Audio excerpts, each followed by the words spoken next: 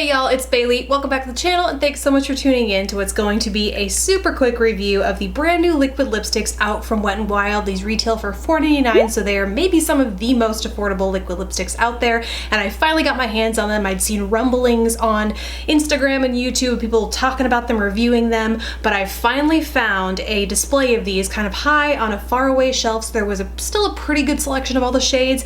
I picked up four. I got a good span of some of the lightest of the light, deepest of the deep, and I want to share my thoughts on them, so let's go ahead and get started. First up, I want to talk through the shades I have. Starting with the lightest, this is a nude from the collection and it is Nudist Peach. I have to say it is far more peach on me, like when worn, than it looks in the tube. I held this up to my skin and thought it would be relatively flattering on me as far as nudes go. I need something that's pretty strictly neutral, has a hint of pink in it to keep me from looking too washed out and dead looking, and so I thought this was going to do the trick for me, but those yellow undertones really come through when it's actually applied to my skin, so not my favorite peach color, but applies very opaque with just one swipe. Next up is another shade that kind of took me by surprise when it was on my lips. It's the shade Pink Really Hard. Naturally, it is a light, soft baby pink. Looks more like a dusty rose. Maybe the camera isn't doing it justice, but in person it looks like a dustier rose sort of pink, and on my lips it looks like a bright bubblegum pink. Not a shade I'm feeling a lot as of late, as you can see by the vampy lips that I'm wearing right now,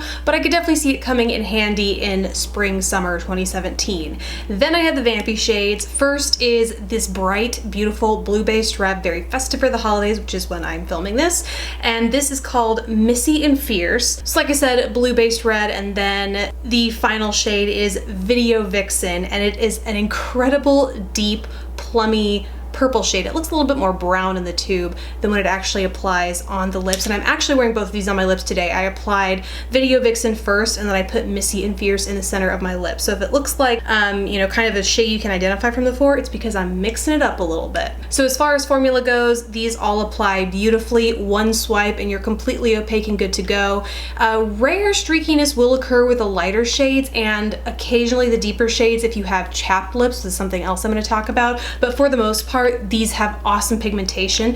The doe foot is slightly curved, so it has a really nice reservoir for product in there, so you get almost exactly the right amount to go once around your whole lip, and then you literally don't have to reapply it.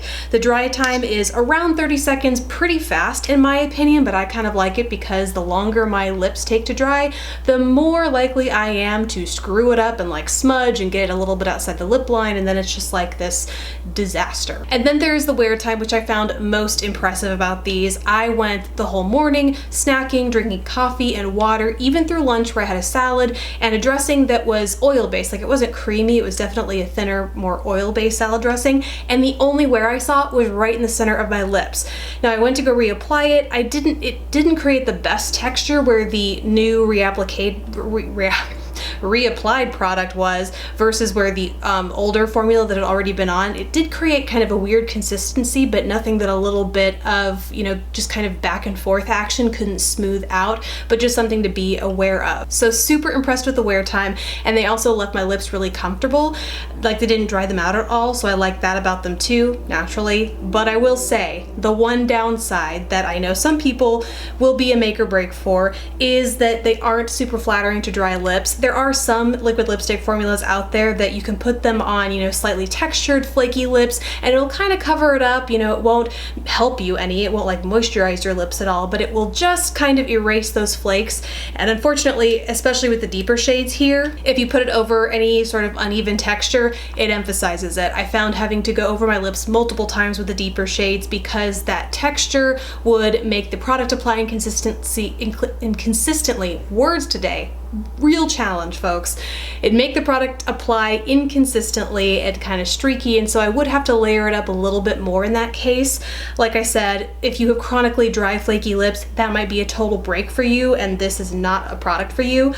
But if not, it's a $4.99 lip stain with incredible lasting power. I highly recommend it. Love, love, love these guys, and if you find them in your local drugstore, I urge you to check them out. So those are my thoughts on these. Thank you guys so much for watching. Please don't forget to subscribe if you haven't already, and I will catch you in my next video.